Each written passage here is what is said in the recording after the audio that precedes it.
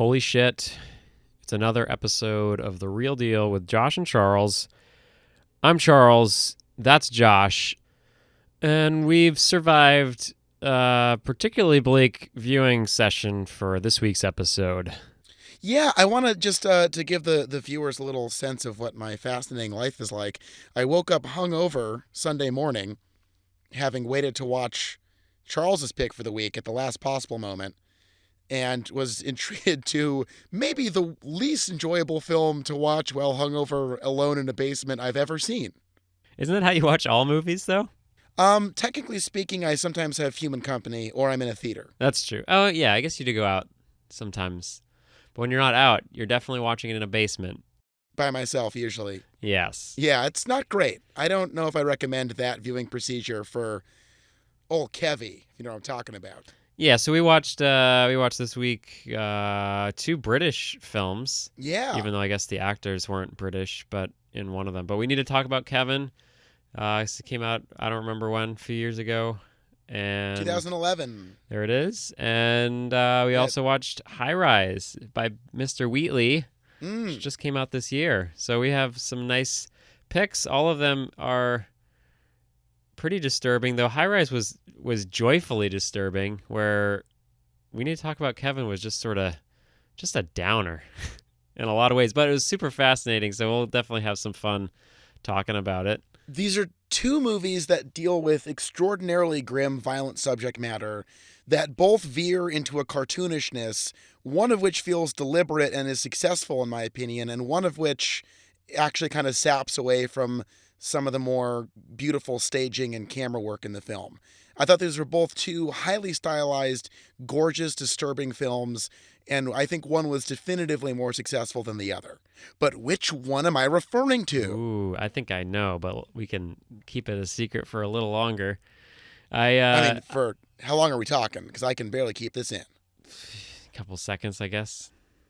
Go. Do it.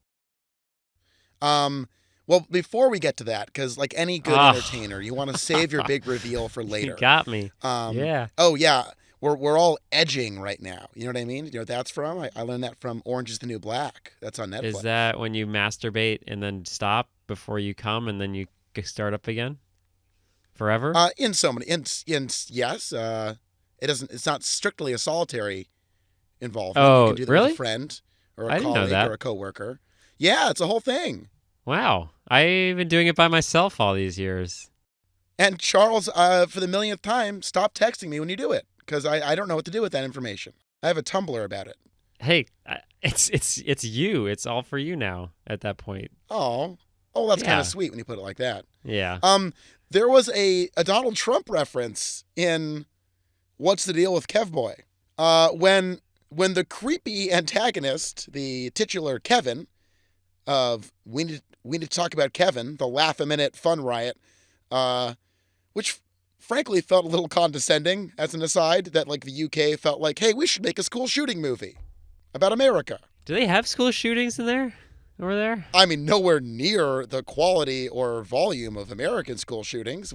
We lead the world in school shootings, and I think that's something we should be, maybe deeply ashamed of, and take a deep examined look at our toxic culture, or feel a vague sense of pride that we're still sort of leading the world in one thing. We're number one. We're leading the world in all sorts of things, and I won't get into that because this is not a political show. But we are certainly number one in a lot. And the man most invested in making us number one again, Donald Trump, gets a shout out in We Need to Talk About Kevin, which, by the way, is like the worst title of a movie we've watched so far. Okay. It is not easy to say that. But damn. When... You're going strong so far. Oh, baby, I am rolling. I'm on ecstasy right now. It is 2:15 in the afternoon, and oh my God, I can't stop grinding my teeth and sweating. Are you listening to some good beats, though? Oh, yeah, I hear them slightly in the background. Yeah. That was good.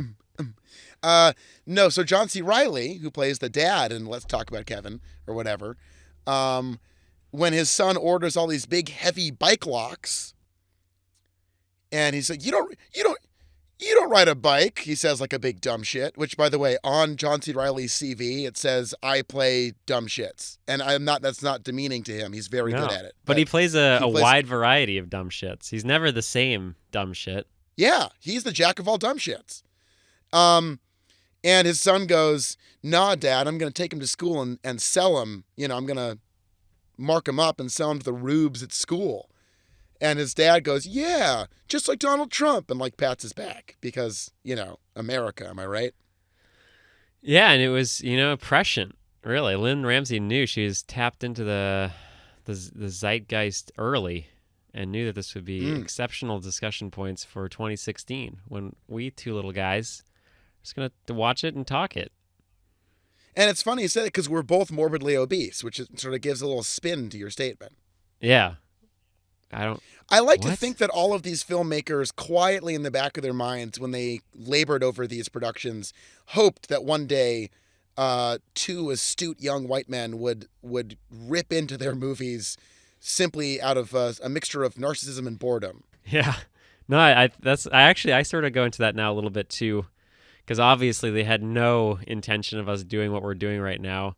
And yet here we are. They had no idea that in this year, 2016, the technology would allow for such fucking around. So it's, I think filmmakers should really be wary now of what they do and really have to consider that Josh and Charles might come along and pick it at random, because that's how we really pick the movies, is pretty much at random. Yeah, I mean we're like the TMZ of Hollywood. We're not either of those. That doesn't make any sense. We're the TMZ of Portland, Maine, and New York City, maybe.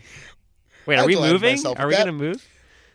Yeah, we're going to move the show. We're going to pack it up and move it to the other Portland. We're going to move way to go. The MacBook so Portland Air that my boss bought for work stuff that they don't know that I'm recording this on, and the microphone they purchased for me. We're going to move it to Hollywood. Yeah. We're going to put some cement down. What else do you do out there?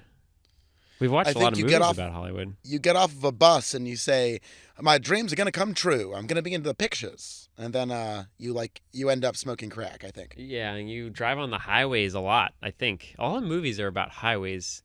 And wasn't what's his name? Bret Easton Ellis started a novel talking about the highway out there. It's possible. I mean, Lord knows old J.G. Ballard wrote a thing or two about highways in his day. Oh, dude. We're going in all directions, but I can go anywhere at this point. Wow, I see so many different futures, and I really just have to pick one, or I could just go silent for a minute and make you pick it. Well, you know, time's a flat circle, to quote Detective Man McConaughey. And, you know, I like to think about the rich alternate universes of The Real Deal with Josh and Charles, where maybe this show reviews breakfast cereal in some wacky timeline, or maybe we go through every Golden Girls episode and it's called The Golden Guys. Oh, wow. Instead.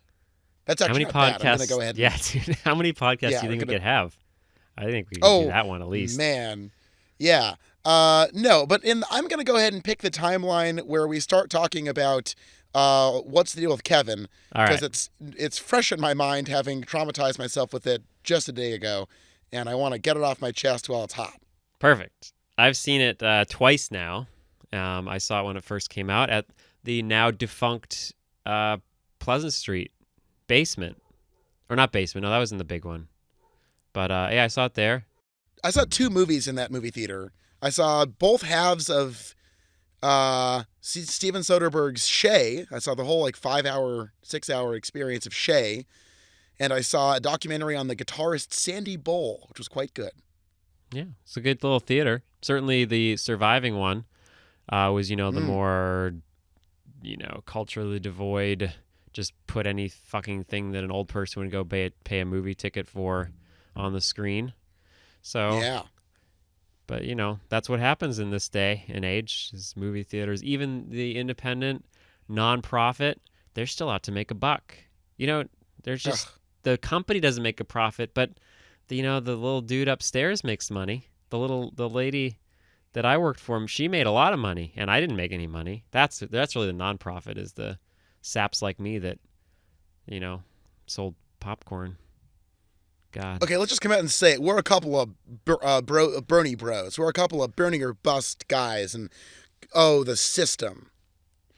Yeah, so Lynn Ramsey, who's one of my favorite directors, you probably haven't seen any of her movies, but she did the exceptional Ratcatcher and Morven Caller from a while ago. She's on, what's that director's name who really is like really cranking up now? The guy who made Badlands and Terrence Malick. Oh, Terrence Malick, yeah. Yeah, you know what? Terrence Malick, like I loved his movies when he made them once every decade.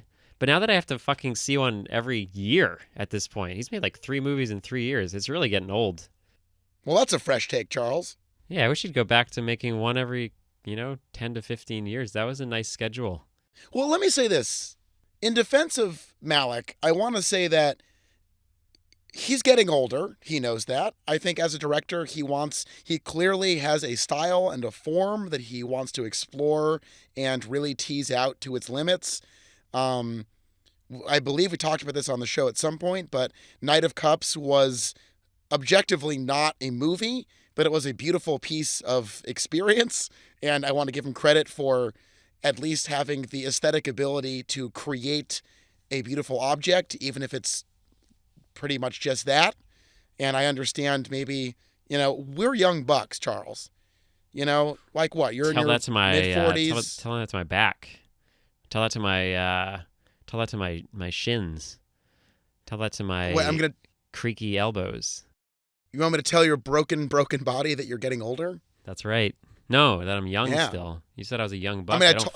I told you to never play Ultimate Frisbee, but you didn't listen to me. Yeah, I went last week, and holy shit, one more year. It's like, yeah, there's a mathematical something or other that explains things getting worse faster or something. But yeah, it's happening. Last year I was fine. This year I feel terrible. All these youngsters running around. While you're changing slowly over time, the titular character of What's Up with Kevin, he was always bad. He was. Honestly, Josh, I think you maybe were so hungover that you really just let this get to you. But I think this is a truly fascinating movie. I would consider it to be much better than High Rise, and it's one of the few films that really I can think of that really focuses on like especially a woman's life and choice. And I don't think it's what do you think about it? What made it not quite so good for you? I want to open up this civil dialogue by just stating plainly, fuck you for arguing about this initially. No, let me say this. The best part and the most interesting, novel, important elements of What's Up with Kevin are Tilda Swinton. And the fact that this is a movie made about a mother dealing with the ramifications of bringing a life into the world that is as unambiguously malicious, like that waking nightmare of being a bad mother that constitutes the first third of the movie, is rendered in an incredibly, like, a fascinating examination of the paranoia, shame, guilt, and fear of bearing that stigma. And some of the images in the beginning of the film, like the red paint splashed over her home by some anonymous detractor, like she can't go to the supermarket without mothers and fathers of children that her child killed, shunning her and attacking her. And like that part of the movie was riveting and fascinating. And I can't speak enough to the fact that the first third of the movie has some of my favorite images I've ever seen in film, including the shot of her reminiscing about her life before being a mother at that stupid-ass tomato thing in Europe, where all the idiots throw tomatoes at each other because Europe is terrible. The shot of like what looks like writhing entrails. It's the shot of all these, like the aerial shot of these people writhing in the tomato. And it looks like a brain or like guts bubbling. It's really a horrifying and fascinating image. And I loved that. Yeah, it's a great start. That's how it started, right? Or was there a scene right before? That's within the first few minutes. Yeah. I think the movie is quite long, and I think that the main character, well, not the main character, but the actor who plays Kevin, I think there was some extraneous stuff in the film that was a bit much and oversold the most important narrative and the most interesting narrative. And I think that the fellow who played Kevin was like full Omen Damien style kind of, and it was a bit hard to. I thought those things, like, when her gross skeevy work friend at the travel agency that gives her a job despite her past, um, hits on her at a party, and then like she won't dance with him, so he calls her a stuck up bitch and says, "No one's gonna want you anymore."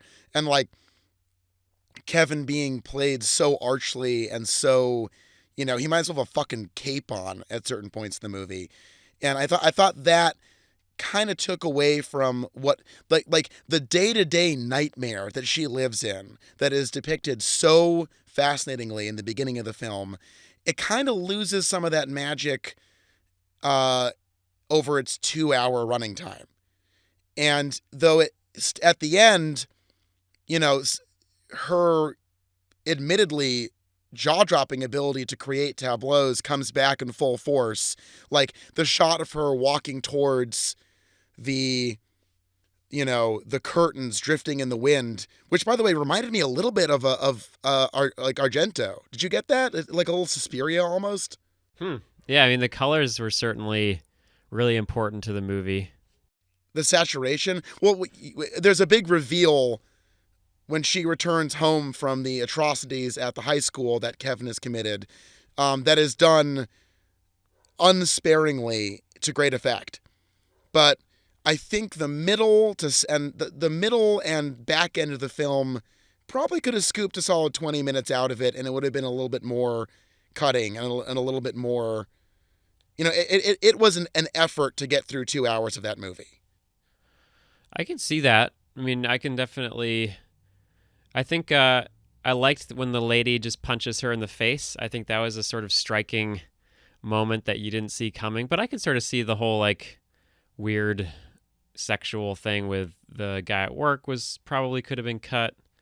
I mean, I think what the movie does extremely well is it plays with time and narrator, and we sort of forget, I think, because it does such an effective job of moving between scenes but still telling a story in an order, that this is all coming from the perspective of the aftermath. And I think it's a really interesting movie that sort of looks at all the things you've talked about, and then but it's all coming from the point afterwards and sort of seeing what led up to it. So if there's certainly no coincidence that the Kevin and I don't even remember her name, Eva, like they look exactly the same. I mean, I think there's certainly a point at which they chose to, I don't know if I would call it cartoonish like you do, but really play up the, maybe not fantastic, but just like play up the side of things that really puts this as a metaphor rather than a literal story, where we really are just looking at a woman. We're not watching this take place in a chronological sequence. We're looking at a woman completely destroyed, try to make some sort of semblance of what has happened. Well, I mean, I love that framing device is excellent. I love things that start, in the thick of things and work backwards. Like I'm not, if anything, I'm the most, on the level with you about that decision. I think that's what makes it such a striking opening and makes it so fascinating. I just, at a certain point, like the sort of like litany of horrible things this kid does almost like softens the final gestures. Like, I think more judicious plot editing would have made a greater punctuation at the end. And I sort of the sheer inevitability of the finale was felt so belabored at a certain point. I found myself wishing that it had been a faster moving movie, just so that ending would have kind of landed heavier, Yeah, I didn't think so. I really liked its pace, and I liked that it sort of reminded me in some ways of like a Renee film, where it's not so much about getting a clear understanding of what actually took place, but really exploring the single mind that now has to deal with it. So we see a fragmented version of the events, and we see it very one-sided. I mean, I think this movie is really, there's a lot of people talking about pop culture stuff, trying to deal with women's issues, and it's always so funny that they belabor that some fucking superhero movie doesn't have a strong enough woman character, but they didn't apparently see 2011's We Need to Talk About Kevin, which is a fucking masterpiece of woman's life, choosing between living your own life and having to give that up to have a kid that you don't really want.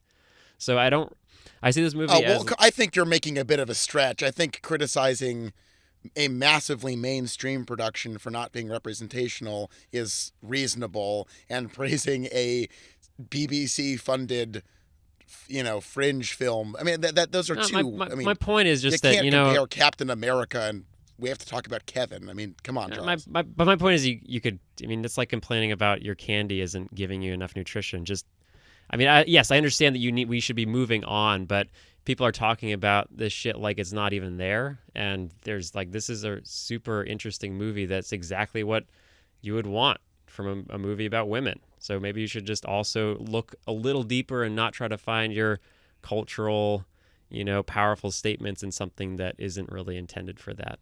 But anyway, that's sort of a side issue. Anyway, this movie really it's about pregnancy. It's about a woman's life. It's about, a woman who you blame Kevin for just being a terrible person, but you also have to sort of look at Kevin as a really just stark representation of, you had this and now you don't. And this is what you have now. And it's really not what you wanted. And it really wasn't what you wanted. Well, now we move into full spoiler territory here. So fans, pop on those earplugs if you don't want the movie ruined for you.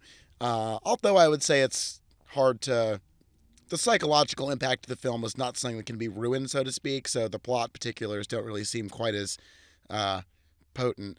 At the end of the film, Kevin, who... almost from day one of his existence, has provoked, tortured, injured, attacked, and degraded the people around him, takes his beloved bow and arrow to school and shoots his school up with a bow and arrow. And when Eva returns back to their palatial suburban home, she finds behind the silent billowing curtains of their sliding backyard door the corpses of her husband and their daughter. Brilliantly shot sequence. And I wanted to pose to you, Charles, why you thought Eva stands by Kevin. Yeah, and I think that's certainly one of the... I mean, you could even go back before and see why she even lives in the town where everyone hates her. I think it's sort of what you were talking about earlier with like the guilt of being a bad mother, and really, even if you were to move, it would still be with you. So the fact that they kept the story in the same place where you can just sort of see the physical and emotional results from it, I think it was sort of a representation of that. But in the same way, we see the movie as about her, and now that she has Kevin, I mean, they certainly didn't hide. They made it painstakingly obvious that these were essentially supposed to be the same people. They look very similar. They do have the same mannerisms. They do the same little things, and they're basically at odds with each other, but I think they're just really... They're the same, what's the coin metaphor? They're two sides of the same coin or something. But I really think it is about that, when you have a kid, where does your identity go? Who are you? Are you still the same person? Is there any separation at this point between Kevin and herself? Yeah. Now, did she, in birthing Kevin, create like a consolidation of all of her most elite, removed, sort of haughty distance from life? Because she's a famed travel writer. Her job is to go around the world and sort of, not be tied to one thing. And she's cosmopolitan. She's from the city. She's used to a life of skyscrapers and living high above the earth. So everything about her move out to the suburbs as a result of Kevin kind of reflects losing all of that. And in a way, it all collects into this thing called Kevin. Yeah. And I think it's interesting, that scene we talked about earlier with the tomatoes, like that essentially is the scene that represents her life before she gets impregnated by Mr. Riley. And, it's certainly a liberating area. It's sexual, but it also has scenes of violence and creepiness and like, what the fuck is this thing that they're doing? So it was a really interesting one shot or one sequence representation of what her life is before she's tied down with kids, is this really vague, violent, strange place where, she as a person, like if that's all, that's pretty much all we get of her other than posters and book covers of what her life was before. And it's like it was a really interesting sequence where we start with that, and then we jump cut to her life after the school shooting, and then get vague memories of everything in between. And I think it's like it certainly was. I think it's such a well orchestrated movie, in that it's just it isn't. Yeah, that's why I wasn't really needed that ending to punch me like other movies need to. I think just because a movie wasn't really about the climax. I think the climax was intentionally left to be unfulfilling, and just sort of, we're sort of stuck in this cycle. Well, no, I agree with you that like the inevitableness of the conclusion. Like I acknowledge that it's not. If the movie had like Gus Van Sant's fucking terrible Elephant ended with the shooting itself, like that would have been, you know, a grave miscalculation. And and her discovering her husband and daughter is a devastating moment. Um, I guess the weakest parts of the movie were Kevin, in my opinion. Like the scene of him talking about like, while in prison, making some statement about like, you people in your normal lives, like you all watch TV, but what do you watch on TV? People like me. And then like before he's about to commit the bow and arrow killing, which in and of itself, I understand it's a metaphor, but Charles, but it's the kind of sort of symbolism that ends up coming off a bit bloated. When he's like standing alone in the gym, like bowing in front of an audience of nobody. Yeah. I thought that stuff just sort of felt like, why? Because of what we've both acknowledged, that the story is 100% about her life in the wake of this event. Why show those aspects of it? Like, what does that add to it that we don't already see? Like, his representation feels so metaphoric that it's hard to take him. He's barely a character, and I do think that weakens the movie, because the best part of the movie is Tilda Swinton navigating life after this. Yeah, but I think it comes down to Kevin isn't. I mean, yeah, in the story world, I guess Kevin is her son that shoots up a school, but it's all like she is the narrator. She's the one that, like, she is in essence what's the term? You can't trust the narrator, basically. I don't remember what Unreliable. They call it. Unreliable, man. She's this is all her memories, and the fact that all she gets, she is desperately trying to understand what any of this means. And I would sort of see she obviously wasn't at the place where he was bowing. Like, I see all these things that he says as, he said these statements, and then she has to imagine, she has to fill it in. She has to try to figure out what this means. What is he actually doing? Why does he think these things? Why is he being such an asshole? And it's, there's the ending used that whole explanation that he gives about wanting to, fill their lives with the shit that they watch. At the end, she asks him again, and he's like, I thought I used to know, but I don't really understand. And I think that's a really great ending, is that she just needs to know what went wrong, and she will never know, because he's a totally different person. I think that's the cool part about this, is that we are so linked together with these two characters being identical, and yet at the heart of the movie is really just about their complete separation from each other. Yeah, I mean, certainly his cowed, shaved, vulnerable, almost completely different human who she encounters in prison at the very end is a stark moment, and very well done. Yeah, and you can actually tell he's quite a good actor.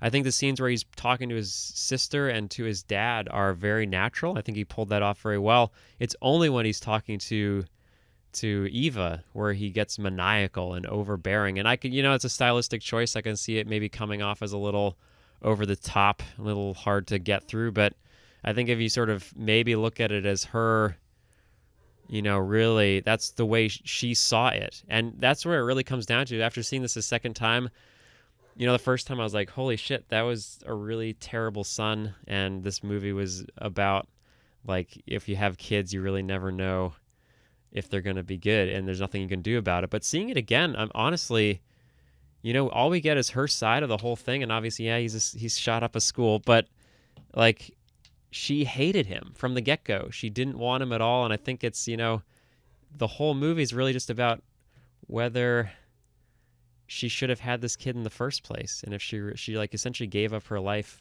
to have this kid that she didn't want, and just like the destruction that caused. Motherhood comes up pretty strongly in a somewhat unexpected way in our other film, High Rise. Oh, beautiful segue. Yeah, that's pretty good, huh? That was good. We've been sort of falling apart with those lately, so that was nice. Well, I think drawing attention to them really underscores how elegant they are, and I'm happy we do that. Yeah, it's good. You're good at it, and you should be complimented for what you're good at. I believe that, and there are some among us who would decry the sort of participation award culture we live in. These entitled millennials, all they want to do is be praised. I like it. But actually, I'm a good boy and I deserve it. Funny story today. I've finally, it took 30 years, but I finally got catcalled today at Target. Well, I'm tremendously proud of you. Thank you. Yeah, some man came up to me and said something, and then I didn't respond because I was talking to Joe and I didn't know he was talking to me. And then he said, "So you get that a lot?" And I was like, "What? What are you talking about?" And then he said, "Oh, that you're just cooler than most people." And then he walked away. And now I understand why people don't like it. That people don't like it. Yeah, it's really weird. It's a strange thing. I, again, in my similarly privileged experience in being catcalled, I was in Baltimore last year on my birthday, taking a walk in and around Maryland Death Fest, the popular extreme music celebration that takes place there every Memorial Day weekend. And a man actively engaged in childcare, after offering me a cookie and juice, in a very saccharine Southern accent, said he liked my legs. Wow, that's a good one. Yeah, it was a moment. He said, "I like your legs," like in this very earnest way, and I was like, "Sir, like you are literally acting as a guardian to children right now, and you're taking time out of that to offer cookies to a stranger and compliment his legs." Well, yeah, I mean, maybe we're just all making too much of it. Maybe it's just nice. Obviously, one man shopping in Target, fine guy. Another, a guardian to children. These are some apparently good people just saying that we're nice looking in the the most superficial ways. It's not that bad. Yeah, based on those two experiences we've shared in the last several decades of living, I think everyone else is just complaining too much. Yeah, what the fuck? Just accept it. It's just nice. Just makes you feel so nice. And we always want to feel nice, don't we? Yeah, you do have good legs. Well, I was fishing for that, ultimately. Just as you certainly wanted me to confirm that you are very cool. Well, that's what I wasn't think more people should tell you that you're very cool in Target or elsewhere, I guess. He didn't even say I was very cool. He said I was cooler than most. And then I wasn't sure, did he want me to be like, "Oh, you're pretty cool too, guy I've never met before"? I didn't know. It was really, I needed some schooling on how to navigate that sort of interaction, and I had no idea. I just sort of walked away. To quote the psychobilly band Tiger Army, "We all want to be loved, but we don't know how." Ah, that's good. Is that relevant to High Rise? Maybe, could be. Not super Not really. But man, how about High Rise, huh? So you showed your hand earlier, and I will tell you are not the first person I've talked to who did not like High Rise. Wait, how did I show my hand earlier? Early in our conversation, here in this very episode of The Real Deal, Josh and Charles, with me, Josh, and you, Charles, you mentioned that you felt Kev Dog was a better movie. Oh yeah, but that's that's just like saying that some really, really, really, really good movie is better than some really, really good movie. I actually really like that idea. I think that's a nice, soft, like underhand pitch criticism for something that does work for me. Yeah, I mean, hey man, I am not a Ballard expert. I've only read Crash and I've only read High Rise, and while I prefer his book, I liked High Rise the book better than High Rise the movie. I still think High Rise the movie was fucking awesome. It did things that I've never seen a movie do before, and it was fun too, and I love having fun. That's like my main criteria for enjoying a movie, is if it's fun. So it hit a lot. It hit a lot on the head. Charles, you're a cool, fun-loving guy, and I think that you, I, and that man in Target all know that now, and hopefully our listeners have absorbed some of that from what seems like an innumerable bombardment of these fucking podcast episodes. You are fun-loving and cool, and we all know that now. It's canon. It's on record. So let's just close that whole conversation. I think that argument is done. I don't think there's anyone that could refute the claims of me and that man in Target. No, it's locked in. But I'll probably bring it up again and again.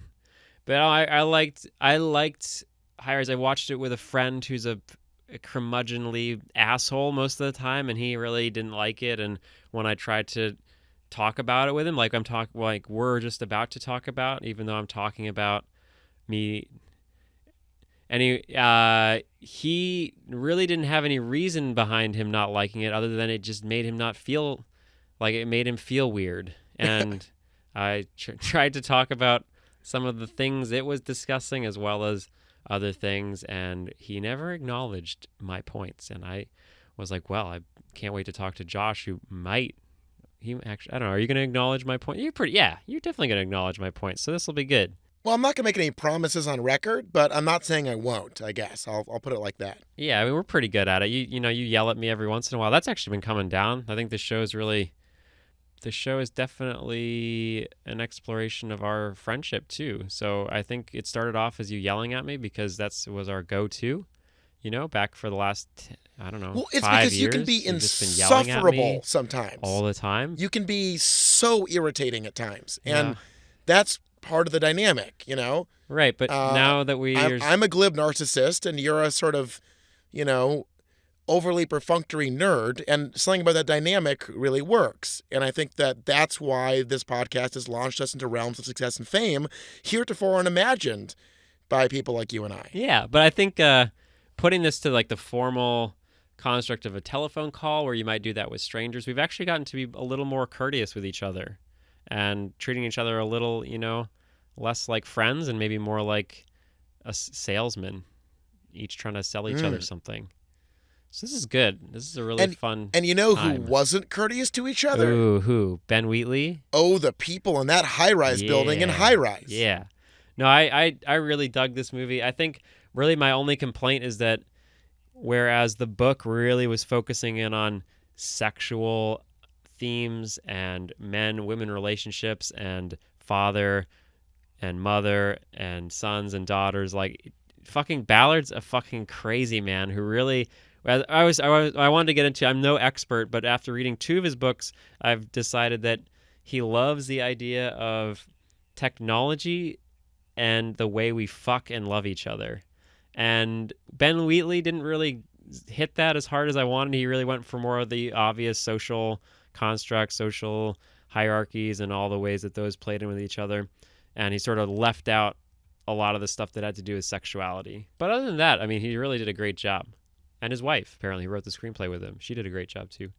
Well, I think what Ben Wheatley did that worked in this movie, and I want to just briefly say it's very funny that you talked about how you're not a Ballard expert, but my friend who has a PhD in the apocalyptic fiction of J.G. Ballard, and I believe there's more to that than I'm relating right now, but my friend who's like essentially a Ballard expert who fucking loathed this movie did not want to comment for the podcast because, as he put it, I'm not a film expert. Oh. So I think it's great that we have non-Ballard experts commenting on, this iconic British sci-fi author and an expert on the man not commenting on the film, but still hating it. I would love to hear his thoughts on this and maybe a less... Oh, me too. And Philip, if you hear this, I'm going to bother you about it again. Yeah. So what I liked about this movie is that what Wheatley manages to do as a director in all of his films is to really create this delirium that sweeps away both the viewer and the characters in this sort of like inexorable spiral towards, sometimes it's hard to say what exactly, but I liked the pace of the movie. I liked the music and the use of montage and the sort of like relentless, scene upon scene upon scene of decadence and violence, and just as much as we are dragged into this story without asking a lot of questions along the way, we watch and understand emotionally why these people who are caught up in the engine of this machine that stratifies humanity to its barest, most bleak levels of communication turns them into sort of caricatures of the people they once were. And is it obvious commentary on capitalism and technology and the reductive capability of making systems? Yes, absolutely. It's not a subtle movie. Ben Wheatley is not really a subtle director. I think that while Ballard in the novel manages to to brilliantly interweave this story about women and femininity and motherhood into a story of bleak masculine violence, yeah, this definitely sidelines that in a way that, by some readings could be truly to the detriment of the whole film. But the things that work about this adaptation, and it's a thankless task to adapt Ballard. I mean, I know there's some people who don't like Crash very much, their Cronenberg film. But I just think by the end of this, I really got hit in the stomach by this movie, and I can't say that about a lot of movies. And I think Wheatley has that ability to conjure up some really visceral stuff, and it's not cheap and it's not lazy, and it's a kind of like heady grossness that like I really appreciate in a movie. Like you just don't really see this kind of thing in movies very often, and I felt those feelings, and I think that I can't really fault the man for not nailing the book perhaps as accurately as possible, because it is an effective movie. And at the end of it, I walked out sort of shell-shocked. And I have to say, he interjects a sort of, I don't know, did you think the final, because he adds in a little denouement to the film that takes whatever remote veil of subtlety over the movie and really shreds it by actually including some archival footage of Margaret Thatcher in one of her famous talks about, setting up the foundation of neoliberalism, i.e., there is no society, that kind of thing. I don't know, what did you think about that final touch? Did that feel like, well, the bastard, unacknowledged son of the architect of the high-rise climbs to the top of his homemade radio throne and tunes in to hear one of the great figureheads of capitalism before a fall song plays. Did you think that was a bit much, or did you like it? I'll go with both. I definitely thought it was a bit much, but I didn't think it was out of place. I didn't think it really detracted from anything, because that's honestly what I talked about with that friend of mine, was like, well, he was like really obsessing over that ending quote as though not enough of the rest of the movie was about capitalism, so he felt like it had just been tacked on at the end to explain stuff. But I didn't feel that way. I thought it was, it was sort of, it is a weird thing to do that, where it's either, I don't know, I'm talking about it now, I really don't know what to make of it, because on the superficial level, it seems like he's just going, all right, I just made this 2-hour movie, and here's a 20-second sound clip to just, bam, we're going to hammer in what this movie's about. But then if you really go back and look at the rest of the movie, I mean, obviously it's about capitalism. I think it really is about capitalism, because no other society works where so much of it is in this middle class. A lot of, dictatorships and communist stuff is all about upper and lower, and it's rare to have such a large body be in this middle area. And I think really that's what this movie's about, and I think that's what the book's about. And you were talking earlier about adapting a book and it didn't really hit everything. I think that's fine. I like the book better, but I don't fault the movie for not doing everything the book did, because it's a different medium. You have to make choices. You have to really figure out what the story is going to be in your setting. So I think Wheatley did a great job. It's totally off the wall. It's hard to follow, but it works. It works really well as a look at society and how the structure that we live in, it's so beautiful that we have the architect of the structure there, and by the end of the movie, no one really cares about them. They're all just like ensconced in the building, and they see the building as the thing that they either want to maintain or get rid of. It's cool. Yeah, and then there's the other obvious observation, which is that, you can look at it from the prism of this is a movie about class and capitalism, and you can also look at it as this idea of how we perceive the natural world, and if there's a god, and if there is like some sort of like original creator, at what point does that lose its relevance, even if it's real? Like, even if there is actually one quantifiable entity who created the world we live in, at a certain point, the demands of existence and the day-to-day reality of living, it's like, what happens when a creator creates a world in which they are completely irrelevant to its functions? Yeah, and where they become powerless over it in a way. Yeah. And I like that element of it because, you do have this high rise, which is arranged to keep the working class in the bottom, the middle class in the middle, and the elites on the top. Even above the elites, there is the architect living in this airy, spacious garden, very, if all the other apartments are defined by basically the amount of natural light they get, which is, I think, a very good runner in the film. Like, the people living in the bottom levels get very little light. Then the middle class, they have a little balcony, but the architect truly lives in this sort of like misty utopia set in the clouds of this building. And by the end, do you remember? This is kind of funny. This phrase stuck out to me from the book that I remember even 2 years after reading it. Ballard refers to someone's vagina as her natal cleft. Like towards the end of the book, where No, the natal cleft. The architect. No, the natal cleft is the ass crack. Oh, really? Yeah, and he loves it. That shit. He says natal cleft like 100 times in Crash. Wow. Yeah, he's all about the natal. Have you read Crash?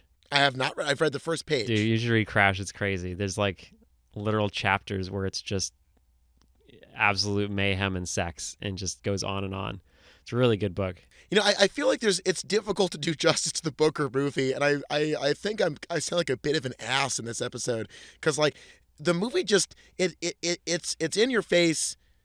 It's intense. I got sucked up into it. I entered that world. I feel like I have enough annoying elite pretension that I gotta give credit to anyone who successfully like cracks whatever fucking objective distance I think I have from things. I got really into it, and I left feeling shaken and moved in a way that felt undeniable.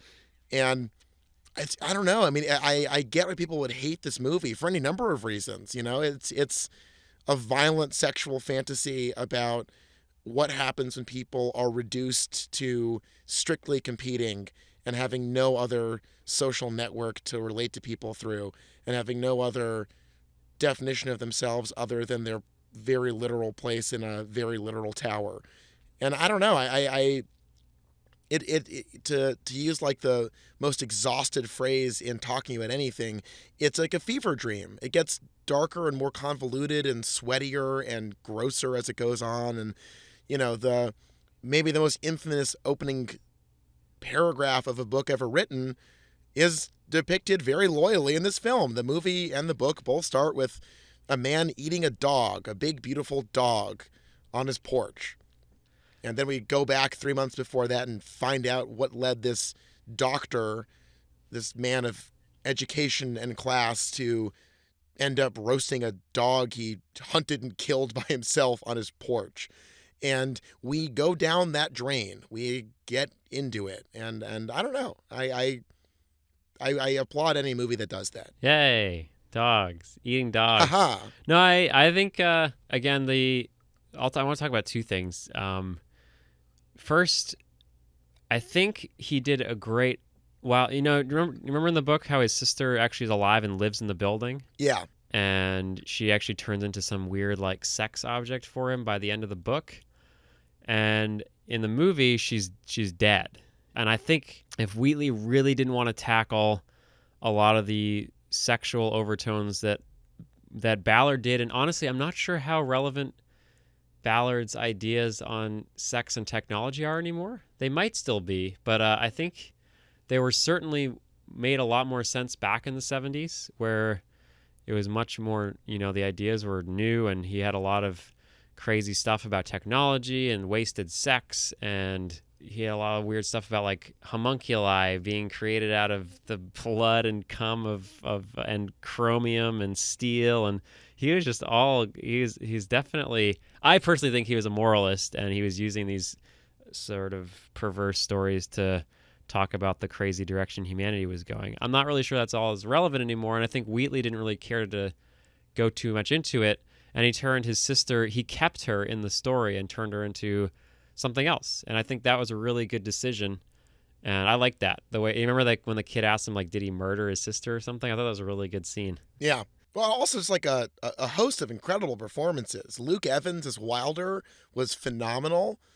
I love Tom Riddleson. I think he was great. When I read the book, as far as the architect goes, I always imagined John Hurt, but Jeremy Irons was phenomenal. The wonderful Elizabeth Olsen, who I've always loved from West Wing to now, she was great. You mean Mad Men? Or is she in West Wing? Oh, she's Zoe Bartlett. She's dude, Bartlett's daughter. She is. She gets kidnapped in season 4. Boom, and she almost gets murdered in season 1. Right? Was that early, right? Season 3? In the Shadow of Two Gunmen is the finale of season 1. Yeah, she was a huge part of that show. I'm sorry. Yeah, she was. Sorry, Moss, I didn't recognize you. That was the great episode where they take her out to the bar. Yeah. Remember? And the guys hit on her and they won't go away. And then Charlie. Josh has to call the panic button. Yeah, but Charlie comes in. Charlie does? Charlie comes in and knocks some heads or something.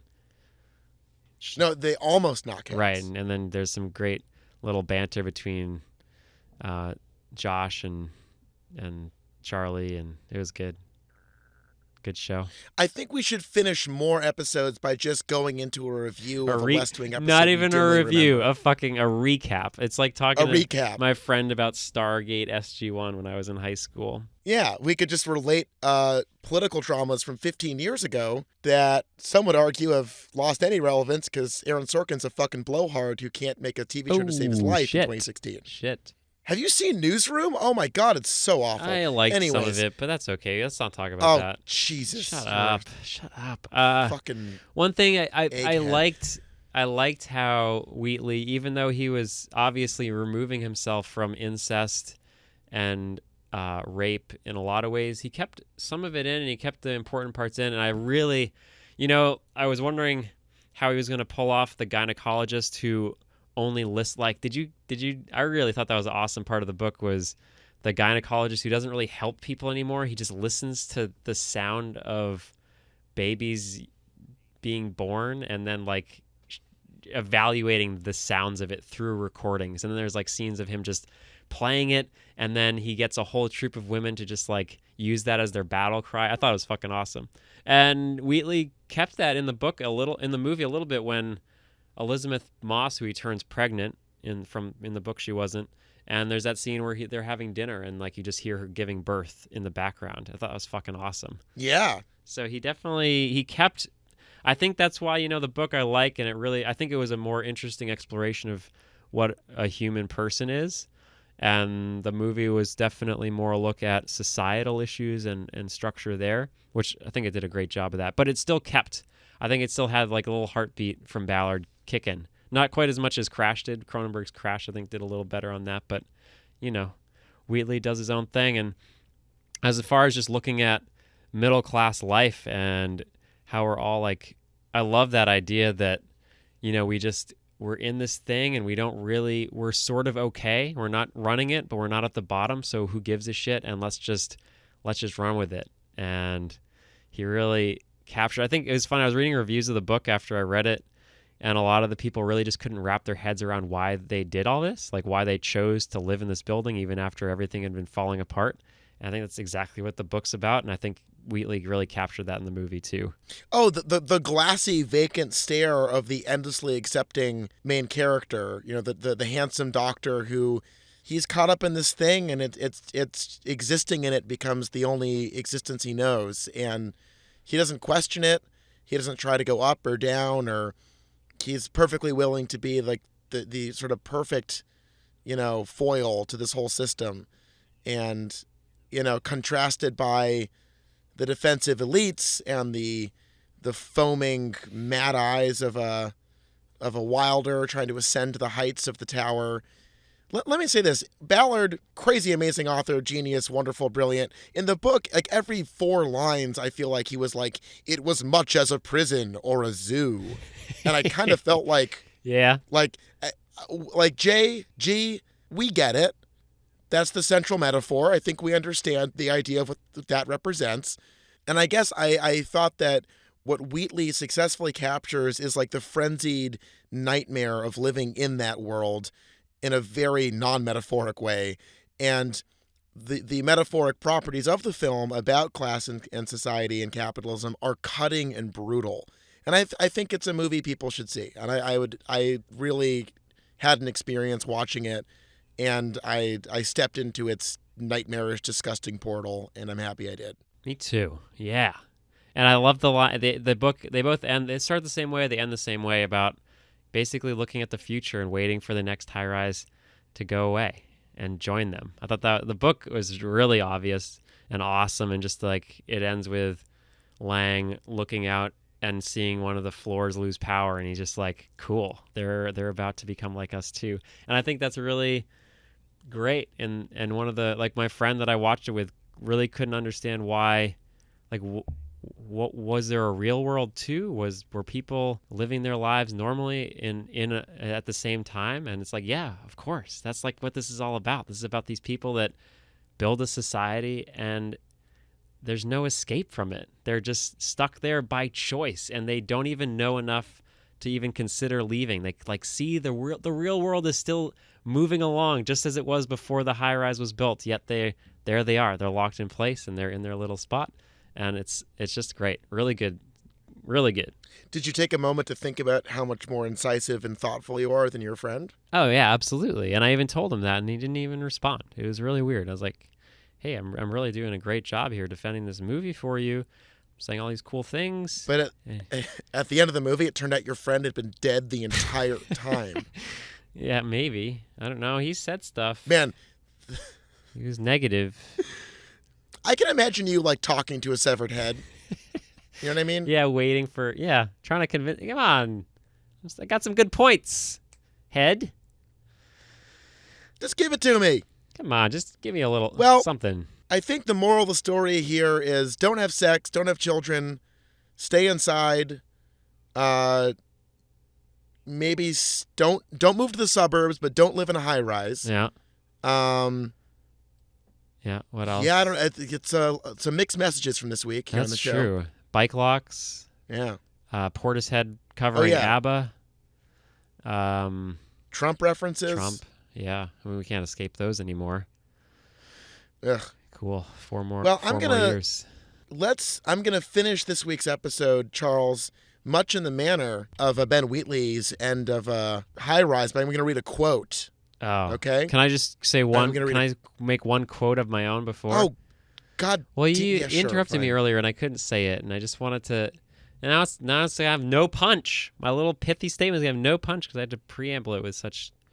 I just was gonna just say it. I was just gonna say that only the British could have so much repressed anxiety and paranoia and awful feelings to make 2 movies like these. So that was all I wanted to say. Right. Okay. On that note, we're going to close with this quote. And I think if we all just thought about it, maybe we would live in a different world, Charles. A lot of the problems in the world would disappear if we talk to each other instead of about each other.